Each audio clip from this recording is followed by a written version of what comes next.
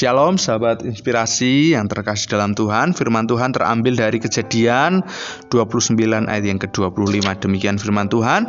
Lalu berkatalah Yakub kepada Laban, "Apakah yang kau perbuat terhadap aku ini? Bukankah untuk mendapat Rahel aku bekerja padamu? Mengapa engkau menipu aku?" Sahabat inspirasi, kita mungkin pernah mendengar kata-kata ini, yaitu apa yang kita tabur pasti kita tuai. Nah, kata-kata ini bukan saja sebuah pepatah, namun juga sesuai dengan apa yang disampaikan firman Tuhan. Nah, inilah yang dialami oleh Yakub saat tiba di Aram. Yakub rupanya dia jatuh cinta kepada Rahel, sepupunya. Wanita yang pertama kali dilihatnya saat ia tiba di daerah Aram itu sungguh telah memikat hatinya. Oleh sebab itu, setelah beberapa waktu lamanya tinggal bersama dengan Laban, pamannya itu, Yakub pun mengungkapkan isi hatinya dan meminta Rahel menjadi istrinya dengan cara bekerja kepada Laban selama 7 tahun lamanya. Nah, saat waktunya yang telah genap, Yakub meminta untuk bisa menikahi Rahel. Dan malam itu setelah berpesta, Laban memberikan anak perempuannya kepada Yakub. Namun alangkah terkejutnya Yakub keesokan harinya, karena ternyata yang diberikan kepadanya itu bukanlah Rahel, tapi Lea. Nah, pada waktu itu Yakub merasa ditipu, dan Yakub tidak terima dan segera menemui Laban. Nah, sahabat inspirasi, seorang penipu yang kena tipu, itulah kalimat yang mungkin dirasa cocok untuk menggambarkan pribadi Yakub.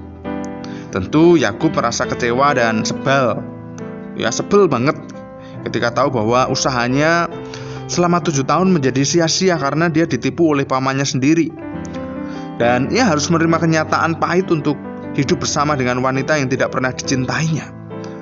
Nah, untung saja Laban tetap memberikan Rahel kepada Yakub, namun dengan syarat Yakub itu harus bekerja kembali kepada Laban selama 7 tahun lagi. Nah, dari kisah ini kebenaran apa sih yang bisa kita ambil? Yang pertama, pikir sebelum bertindak.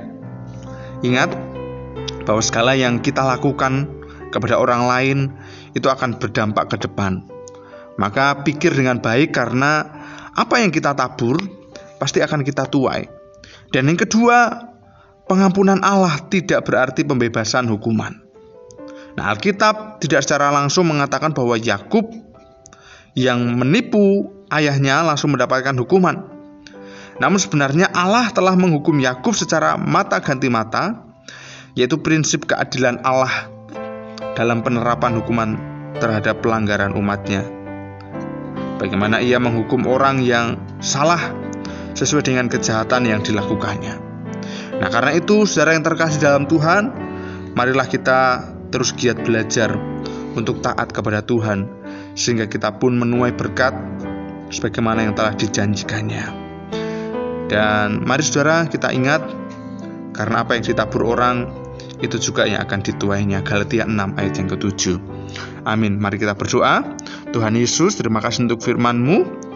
Jadikanlah kami bijak dalam kami berkata-kata, dalam kami bertindak, sehingga nama Tuhan ditinggikan dan dipermuliakan melalui setiap kehidupan kami.